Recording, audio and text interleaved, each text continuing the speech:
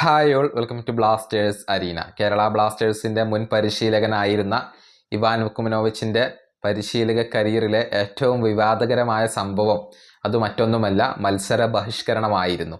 അതായത് കേരള ബ്ലാസ്റ്റേഴ്സും ബംഗളൂരു FC-യും തമ്മിൽ ഏറ്റുമുട്ടിയ മത്സരത്തിലൊരു വിവാദ ഗോൾ പിറക്കുന്നു.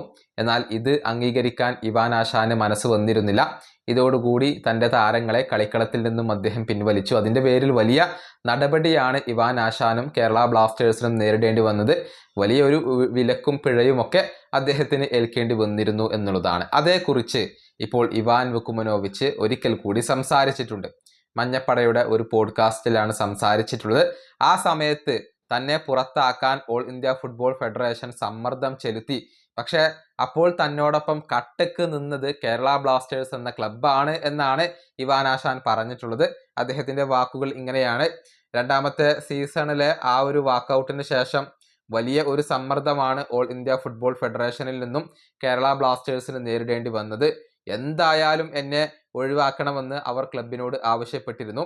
പക്ഷെ ആ കാര്യത്തിൽ നമ്മൾ ക്ലബിനെയാണ് അഭിനന്ദിക്കേണ്ടത്. കാരണം അത്രയധികം സമ്മർദ്ദം ഉണ്ടായിട്ടും അവർ എന്നോടൊപ്പം നിന്നു.